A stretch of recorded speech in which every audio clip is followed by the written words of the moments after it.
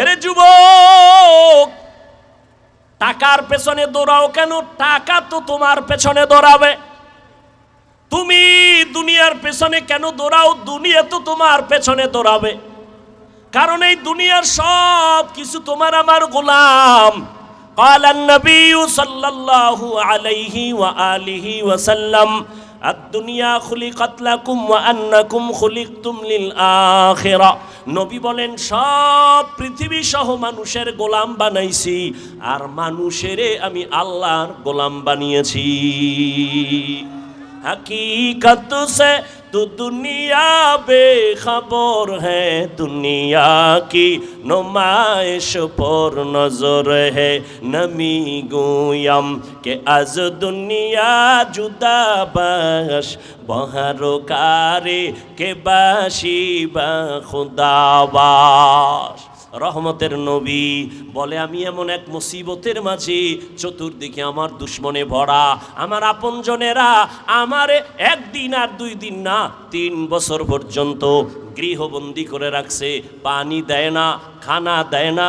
আমি রহমতের নবী কত বড় দামি, আমি গাছের পাতা ছিঁড়ে ছিঁড়ে খাইয়া পেটের ক্ষুধা নিবারণ করেছি।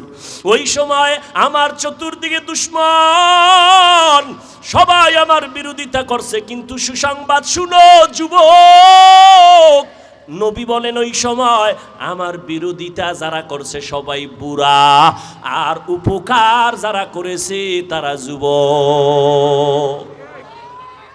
ও যুবক, তুমি কি উপকার করেছো আমার মায়ার নবীর? নবীজির রেখে যাওয়া সুন্নতের আদর্শ 1500 বছর হয়ে গেল, কোনো হিন্দুর কাছে নবী রাখেন নাই।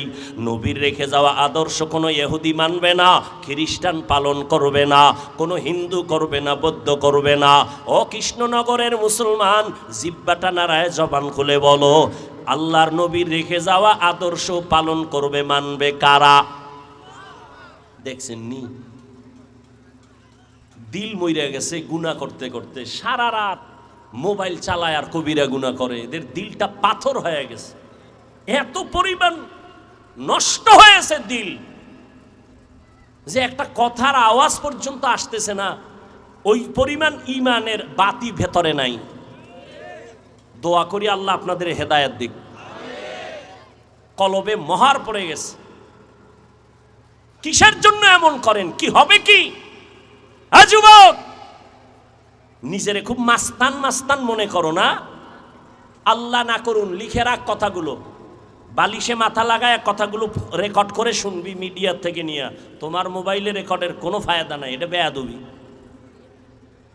মানুষের জীবনের সব থেকে পুঁজি হলো আদব। যার আদব নাই, ওর কোনো মানুষ হিসাবে কোনো মূল্য নাই।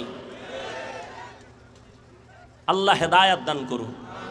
আরো জোরে বলে যুবক, আজকে আল্লাহ না করুন যদি মরে যাও, তাহলে তোমার মা বাবা কি তোমাকে স্মরণ করবে? মনে মনে খুশি হবে, কান্না করলেও যে না, একটা মুসিবত দূর হয়ে গেছে। ছেলের চরিত্র এত খারাপ যে মানুষের সামনে মুখ দেখাইতে পারি না, ছেলের চরিত্র আর ব্যবহার এত খারাপ। এই যুবক, তাহলে কি বুঝলা যুবক বাবা? খেয়াল করো, আল্লাহ না করুন তুমি মরে গেলে কি রাইখা গেলা? সবার বরদোয়া, মা বাবার বরদোয়া, আলেমের বরদোয়া, ইমামদের বরদোয়া, মুরব্বীদের বরদোয়া, শিক্ষকদের বরদোয়া। তোমার এমন কোনো ভালো আচরণ নাই যে পাইয়া কেউ খুশি হয়ে দোয়া করবে। তোমার ব্যবহার এত খারাপ, তুমি এখন মরে গেলে সবাই খুশি। তাহলে তুমি জীবনে এইটাই কামাই করলা, এটা একটা জীবন হইল তোমার? তোমার মাথায় একটু চিন্তা আসলো না যে আমি এই অবস্থায় মরে যাব? নবীজি বলেন, বুড়ারা বিরোধিতা করেছে, যুবক আমার উপকার করেছে। তুমি কি উপকার করছো? নিজে দাড়ি রাখো নাই, একটা যুবক দাড়ি রাখছে।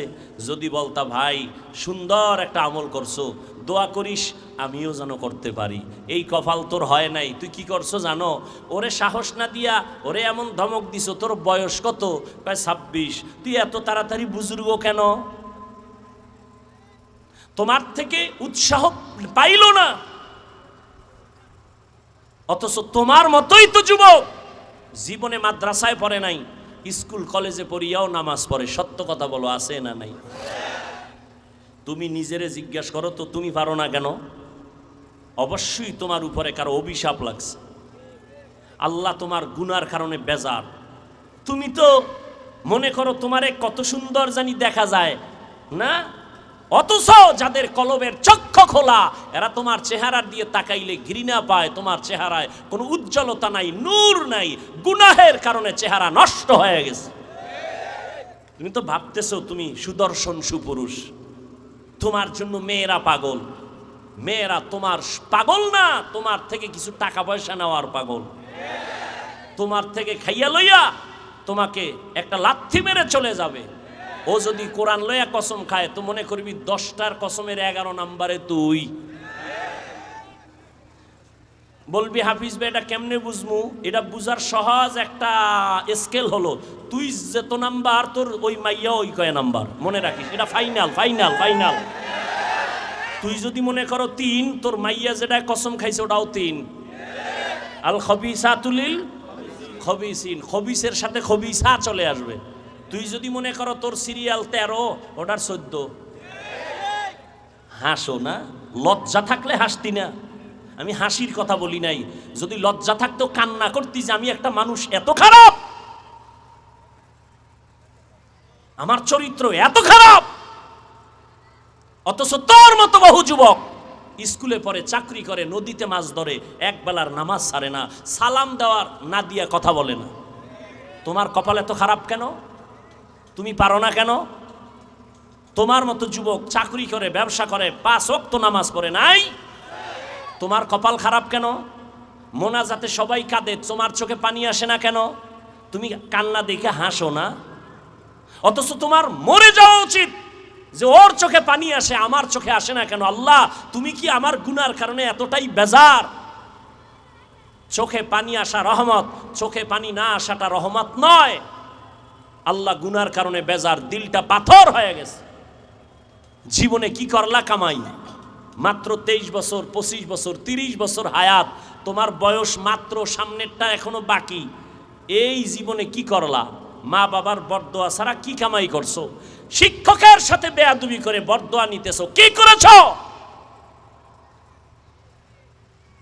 নিজেরে ভাবতেছো অনেক কিছু।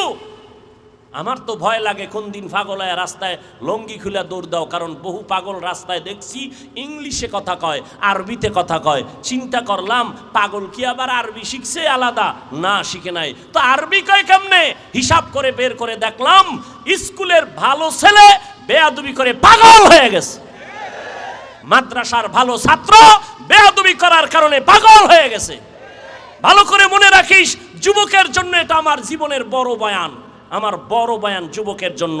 আমি বলে যাই, এখন যেটা বলবো, জীবনে তোর সফলতার জন্য দোয়া লাগবে। তোর জীবনের সফলতার মূল চাবি মা বাবার দোয়া, লিখে রাখ।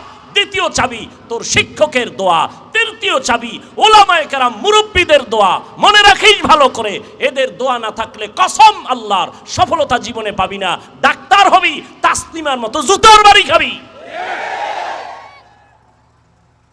প্রফেসর হবি, আহমদ শরীফের মতো জুতা খাবি, তোর কপাল আর খুলবে না। এজন্য যুবকদের আমি ফাইনাল একটা কথা বলে যাই, এটা আমার জীবনের বড় বয়ান যুবকের জন্য। যদি পারো বাবা, মা বাবার দোয়া নিও। যদি সম্ভব হয় শিক্ষকের দোয়া নিও। যদি সম্ভব হয় আলেমদের দোয়া নিও। যদি দোয়া নিতে নাও পারো, পাও দুইটা ধরে বলি, বরদোয়া নিও না। আমার পায়ে ধরে বলছি, বরদোয়া নিস না। মা বাবার বরদোয়া আগুন, চাক্কার তলে মাথা চলে যাবে, টেরও পাবি না। শিক্ষকের বরদোয়া একটা আগুন, ওলামায়ে কেরামের বরদোয়া আগুন। পায়ে হাত রেখে বলি, যদি বলো নিচে নাইমা ধরো, বল আমি নিচে নামবো। পায়ে হাত রেখে বলি, আল্লাহ সাক্ষী, মা বাবার দোয়া নিতে না পারলেও অনুরোধ, বরদোয়া নিও না। শিক্ষকের দোয়া নিতে না পারলেও অনুরোধ, বরদোয়া নিও না। আলেমদের দোয়া নিতে না পারলেও অনুরোধ, বরদোয়া নিও না। তাহলে মরার আগে মরে যাবি, মানে রুহু থাকবে, দেহ থাকবে না, হাত থাকবে না, পঙ্গু হয়ে বিছানায় কান্না করবি, চোখের পানি মোছার কাউকে পাবি না। কথাগুলো লিখে রাখিস। বহু মাস্তানি জীবনে করছো, বহু মাস্তান ধরা খাইয়া কানতেছে বিছানায়। আমি দোয়া করি, আমার দোয়া কবুল হবে না, তবে বিশ্বাস এখানে বহু আল্লাহর বান্দাদের আমিন কবুল হবে। দোয়া করি ডাক্তার হও, দোয়া করি ইঞ্জিনিয়ার হও। আমি তোমাকে হুজুর বানাইতে আসি নাই। আমি বলি নাই, বলবো না যে টুপি লাগাও, পাগড়ি লাগাও, তসবি লাগাও, স্কুলে তালা লাগাও, কোনো দরকার নাই। স্কুলে পড়ো, কলেজে পড়ো, ডাক্তার হও, ইঞ্জিনিয়ার হও, প্রফেসর হও, ব্যবসায়ী হও, চাকরিজীবী হও, কিন্তু অনুরোধ বেয়াদব হইবা না।